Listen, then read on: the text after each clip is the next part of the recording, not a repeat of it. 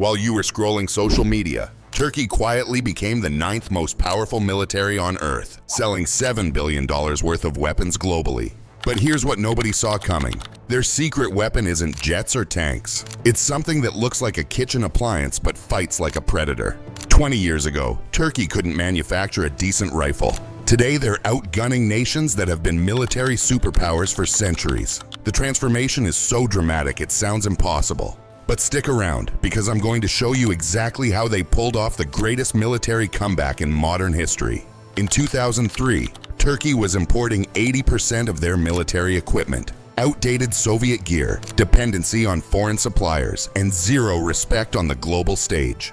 Fast forward to 2025, they've achieved something that took other nations decades: complete military independence. And here's the kicker: they did it while making enemies into customers. But this story starts way before drones and defense exports. It begins with cannons so massive, they needed 60 oxen to move them, and an empire that ruled 3 continents before most countries even existed. The Ottoman Empire didn't just fight wars, they revolutionized them. When Sultan Mehmed II rolled up to Constantinople in 1453, he brought the Basilica Cannon, a medieval monster that made castle walls obsolete overnight. The Ottomans understood something that modern Turkey would rediscover centuries later: game-changing weapons win wars before they're even fought. But empires fall, and by the early 1900s, Turkey was called the sick man of Europe.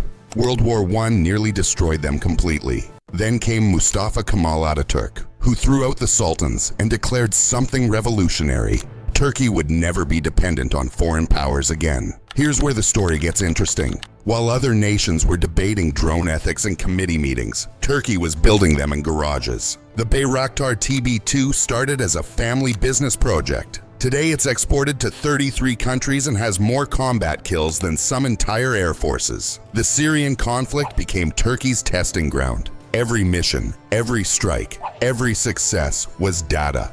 They weren't just fighting a war, they were perfecting a product. And when the footage from the 2020 Nagorno-Karabakh conflict went viral, showing Turkish drones obliterating armor columns, the world suddenly realized Turkey wasn't playing catch-up anymore. They were leading. But here's what nobody expected, and this is crucial for understanding how Turkey became so powerful. The drone success was just the beginning. Turkey's 2025 defense budget hit a record $47 billion, and they're spending it strategically. While competitors build expensive, over-engineered systems, Turkey focuses on cost-effective, combat-proven solutions. Their Bayraktar TB2 costs 1/10 of an American Reaper but delivers the same results.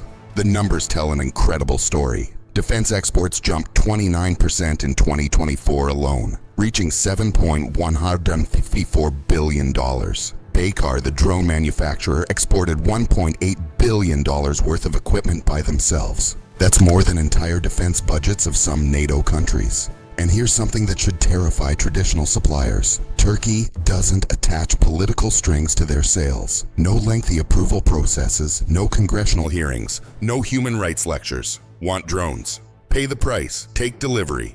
It's that simple. Their customer list reads like a geopolitical who's who. Ukraine relied on Turkish drones against Russia. Poland, a major NATO ally, chose Turkish systems over American alternatives. Even Croatia, surrounded by EU partners, picked Turkish technology. When NATO countries start buying from Turkey instead of the United States, you know something fundamental has shifted. But the real genius isn't just in what they build. It's in how they've positioned themselves globally. And this brings us to the most controversial part of their strategy. Turkey plays by different rules, and that's exactly what makes them dangerous. They're a NATO member that bought Russian S-400 missiles, triggering the biggest alliance crisis in decades. An ally that fights other allies' proxies across multiple theaters. A democracy that operates like a strategic wildcard with nuclear-level unpredictability. This isn't confusion or incompetence. It's calculated brilliance that's reshaping global power structures. The 2016 coup attempt could have destroyed Turkey's military forever. Rogue officers tried to overthrow President Erdogan using F-16s and tanks supplied by NATO allies. But instead of weakening Turkey, it became their liberation moment. Erdogan purged over 15,000 military personnel, rebuilt the entire command structure from scratch, and asked the most important strategic question of the 21st century. Why depend on allies who might betray you when the stakes get real? The answer was complete military independence, and they achieved it faster than anyone thought possible. Their blue homeland doctrine isn't just maritime strategy. It's a declaration of intent that's making waves from Washington to Moscow. Turkey claims vast areas of the eastern Mediterranean, backed by naval power and the demonstrated willingness to use it against anyone who challenges them, including fellow NATO members. Here's what makes Turkey's military expansion truly unprecedented. They're not just building bases, they're building influence networks. They've got troops in Syria fighting American-backed forces, operations in Iraq that Baghdad can't stop, training programs in Somalia that are creating an entirely new African military doctrine, naval bases in Qatar that project power across the Persian Gulf, military advisors in Azerbaijan that just helped win a war against Russian-backed Armenia. The most telling example of Turkey's new strategic reality. During the Ukrainian conflict, they supplied drones that devastated Russian forces while simultaneously refusing to join Western sanctions. They kept the Bosphorus Strait open to Russian civilian ships while closing it to warships under international maritime law. They mediated peace talks between Moscow and Kiev while arming one side against the other. Only Turkey could pull off this impossible balancing act without facing consequences from any major power. When France and Turkey nearly came to blows over Libya in 2020, it wasn't because Turkey was being reckless. It was because they were strong enough to challenge a nuclear power and win the diplomatic standoff. French warships backed down. Turkish proxies advanced. The message was clear. Turkey doesn't ask permission anymore. Their Hisar air defense system costs half of Western alternatives. The Altay tank incorporates lessons from every major conflict of the past decade. Their naval drones can swarm enemy ships at a fraction of traditional missile costs. Every system is designed with one principle: maximum effect, minimum cost, zero political baggage. The market responded accordingly. Countries that never considered Turkish weapons are now placing orders. Nations that were locked out of Western systems found alternatives in Ankara. Suddenly, Turkey wasn't just a regional power. They were a global arms dealer, and the timing was perfect. Great power competition returned just as Turkey achieved military independence. Russia needed alternatives to Western technology.